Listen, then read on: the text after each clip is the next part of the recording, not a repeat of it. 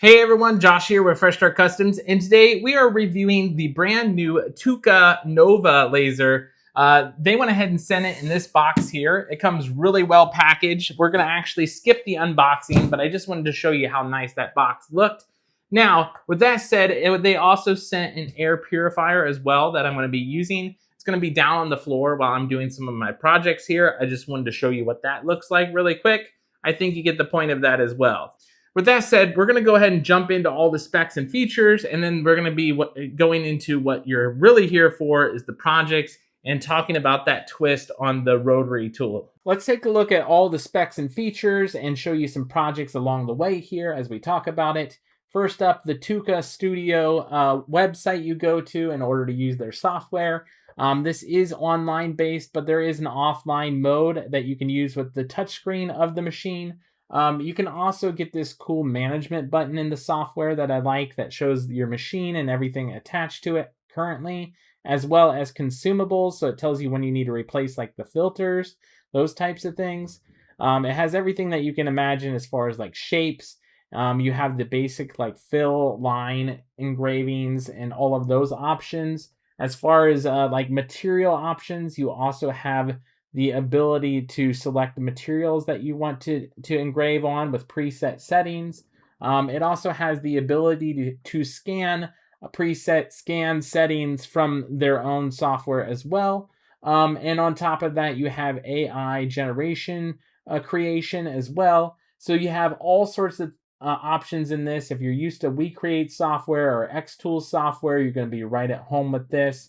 And if you're not happy with that, it does have the ability to do light burn as well. So I got to point out the dual channel exhaust system in this machine. It does have air assist built into the machine as well for super clean cuts. Here's that AI generated dog in space that I typed in earlier in the software that I was showing you. It came out with super clean results here, better than what I've seen any other machine do so far. On both the front and the back of this piece here, it turned out fantastic. I don't think you can get much better than that.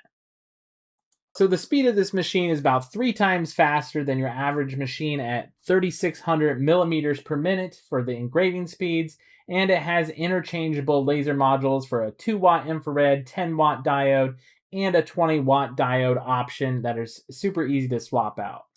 I also wanted to point out that you can actually use your own SVG files to engrave on, if I didn't make that clear in the software portion of this. Like you can see with this dragon here that I created, and I went ahead and printed this off. Turned out great. You can also do any different type of material like slate coasters with all those different material presets that I showed you earlier too, like this little Viking ship that I did on this slate coaster here. It does come with a 5 megapixel camera. I did have to do a camera calibration for my unit for it to align properly. Otherwise, it was off. Here was one that I did, and it was still slightly off in the top left corner with that fisheye lens camera, but it turned out fantastic. I wanted to give a quick shout out to this mini toolbox here that's built into the machine. It has all the parts you need in order to put like accessories onto the machine. Then you can just clip it back in place, as well as the little air filter in the fan in the back here. Now we need to talk about the coolest feature of this machine is the 90-degree axis rotation for the rotary tool here. It's super easy to use. You pull out the tray, unscrew the little screws by 3 turns, turn the whole thing sideways, drop in the rotary accessory tool here, and then plug it in, and then we are off to engraving here. That's how easy it is. It's super easy process. You'll see that I'm engraving that same dragon that I did earlier. It turned out fairly well. I do have to tune the settings a little bit here, and then after cleanup, that's what it looked like.